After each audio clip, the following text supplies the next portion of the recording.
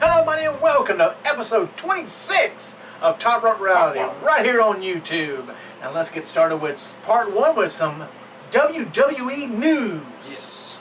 We have It's been a bit of, I mean, other than the Raw being kind of lackluster and SmackDown being PU. SmackDown's always lackluster though, because they have lead writers for SmackDown. Why? Raw is terrible.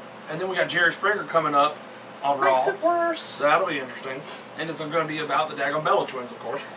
So we want to talk about which is really contract. bad because they're making Brie look like she's the heel. They've got to turn this around where the stories that Nikki's been telling is really lies. Is what Nikki did to Brie. Exactly. That's what they got to do. It. If not, it's like PU. But to actual important information. Yes. We want to talk about Brock Lesnar's WWE contract. They say that while he remains the World Heavyweight Champion, more dates for Raw and pay-per-view are expected, but as long as WWE is willing to pay Lesnar's steep per-date appearance rate, he is available for as many shows as they see fit. That was a tease for all the fans out there. What that means is we're going to throw this out here. They'll think, okay, he's beating John Cena, and John Cena will become a 16-time World Heavyweight Champion and Night of Champions. It could be, but I hope that this means that he will remain the champion. They're saying that Big Show. I hope he does too. Oh, don't bring that Big up. Show, I'm telling you. Big Show, of all the roster, of all the people, Big Show is supposed to go after Cena. Yeah, against Brock Lesnar. So I guess that'd be Hell in the Cell or Survivor Series and match. Then we'll have Mark Henry after that, who he destroyed 2 or 3 times. Well, we have Great Khali. Yeah, well, we just throw Great Khali in there. There you go. He's such a great champion. Only the big guys. Yeah, so Brock can German suplex all over. I mean, if they did Randy Orton right as a face, I could see him facing Brock Lesnar, but I don't see him doing it right. Well, CM Punk is in our little news this week. Very good. As his lawyer sent a 22 pages. Somebody had a lot of time on their hands. Yes, Punk needs to get over it. You walked out. You should have stayed with your contract. You'd have still got your royalties from your shirts, from your dolls, from being on the video games, everything. So stop being a whiny bitch, I'm kind of split on it. I kind of agree with WWE though. If you walk out of your contract, that is a breach of contract. Yes, stop being a whiny bitch. You walked out. So your loss was Brian's gain, and come to think of it, since Brian got hurt, your ass would have been right back in the title picture. You may, to this day, you may be the WWE World Heavyweight Champion instead of Brock Lesnar. Yep. But he got a whiny bitch and now getting a lawyer. Come on, Punk. Come on, Punk. But he feels like he's owed for the use of his likeness, particularly where it was concerned with 2K15. And the belief is WWE stopped paying his royalties because they felt he breached his contract with the company following his walkout. Well, and I totally agree with that. Well, you know, you was talking about SmackDown having a right to. Yes. Why I don't. Well, they took the head writer and sent his ass to NXT. I noticed but the bad thing about it is they took that head writer and put him on SmackDown. So would that mean SmackDown's going to get better? No, NXT's going to get worse? SmackDown will stay the same, and NXT will get worse. There you go. Which is terrible, terrible, terrible. On to Del Rio. He's got a lawyer. They got a lawsuit. He's in the newspapers. And then the judge threw the no, so he can wrestle. He ain't got to worry about his no compete clause. Which I think is interesting. Will there be more wrestlers like him because he got out of the no compete clause? Is there going to be more wrestlers like that are going to get out of that clause, and WWE is going to have to do away with the clause? If a judge takes it away for one person, it's going to be very interesting. I mean, is it for everything or just for Mexico? Is he still on the 90 days in America? They wasn't that clear about it, but he threw it out. So because they were trying to hold him for a year, which I understand that should be a year. 90 days, let him do what he wants to do, and take Rey Mysterio with you. I'm sorry. They were trying to do the Jim Ross thing, where they had Jim Ross on a no-compete clause for a long time. Well, guess what? Jim Ross is going to be doing a lot more stuff here pretty soon. But also, go look at the podcast for Talk is Jericho. Yeah. Triple H is on there, and they had big listenership.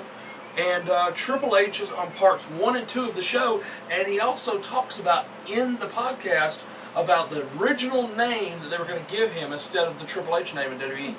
So go out and listen to that because that is a very good podcast. It couldn't be no worse than terrorizing. There you go. From WCW. Also, big news for Daniel Bryan. I'm glad. I love this news. Yes, I love to hear it. They're saying that he will not require the additional surgery, and he's doing a lot of rehab. Yes. And they're talking about there's no exact timetable, but they're hoping in about 3 months. They need to hold him out to the Royal Rumble. I say yeah. He needs to be number 30 next year, like everybody thought he was last year. Do it the right way this time. Yes, freak everybody out. And like we were talking about with the Del Rio Compete Clause, Jim Ross, he has announced that he will be doing a Battleground MMA action. Yeah, don't forget, when you said Battleground, people he's doing the Battleground pay-per-view? That's already passed already. Right.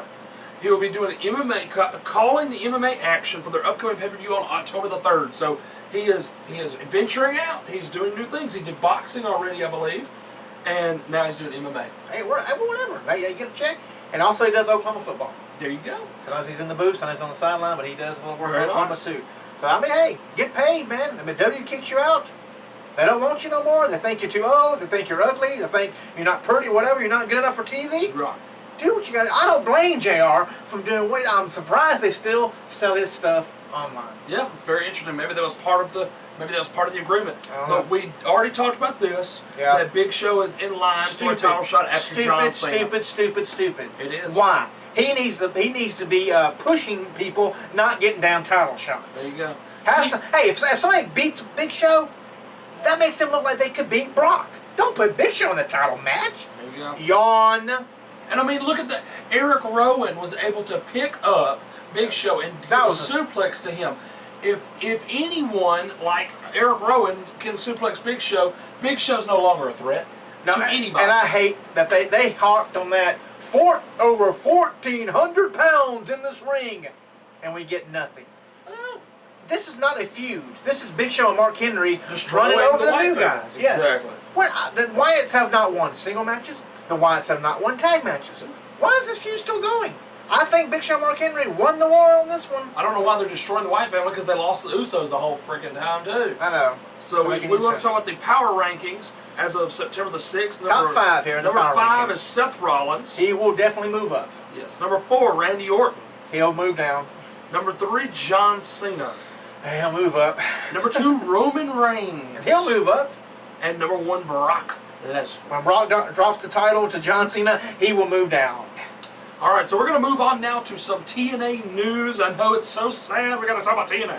Yeah, what TNA news. Big report, Bully Ray's likely returning for Impact and Bound for Glory. While he did not re-sign a new contract, I don't think he's going to. That doesn't mean we've seen the last of him. The current feeling is the Bully will be the next set of tapings, and he'll be at Bound for Glory since he is going into the Hall of Fame. And go ahead and finish up the feud. They're doing like a Full Metal Mayhem at Bound for Glory with him and the Wolves and the Hardys, I believe, as well. Yes, and this should be the Wolves should take it. I mean, that makes the Wolves look good by beating the Hardy Boys and the Dudleys. Yes. But I do agree that he should try to position himself for more money. He deserves it because he's currently the best agent the company has, working backstage. He's a locker room leader, and he's become a major main event player in the last few years as these big names from WWE have gone away. They don't look at it that way. Of course not. If they looked at it that way, we'd never had the discussion of him contract going out. Exactly. He had to sign a new contract. Also, something that nobody's upset about. I think it's just a big rib. It's just pushing the storyline. It would not surprise me if we don't see her in Japan. Right, but they're saying Dixie Carter's unable to attend Bound for Glory due to the table spot injury. She supposedly legitimately injured. She supposedly suffered 2 fractures of the back and a fractured rib as a result of the spot.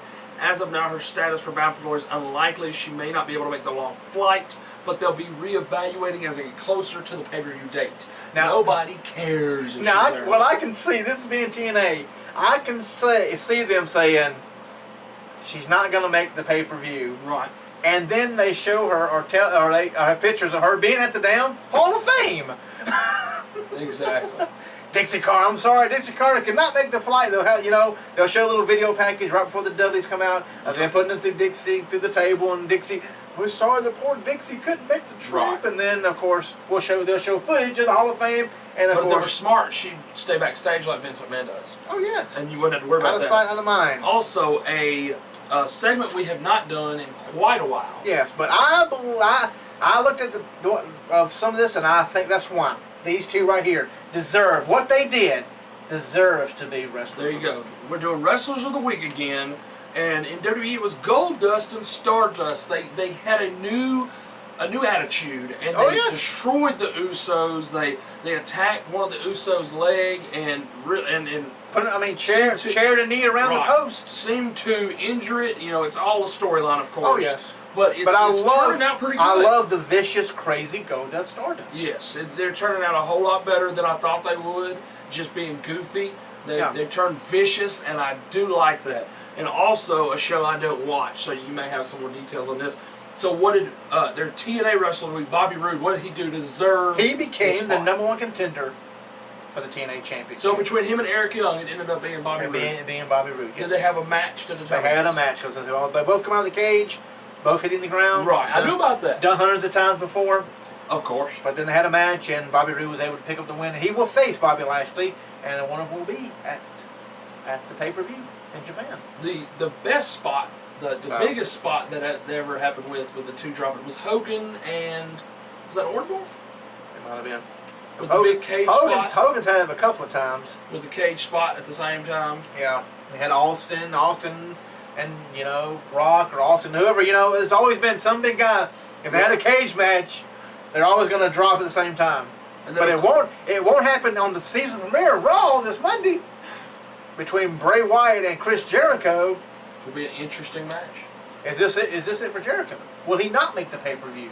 Well, there's not a lot of room left on the pay-per-view. There's not a lot of room on the pay-per-view. I think the way I figured out, there's enough room for one more match.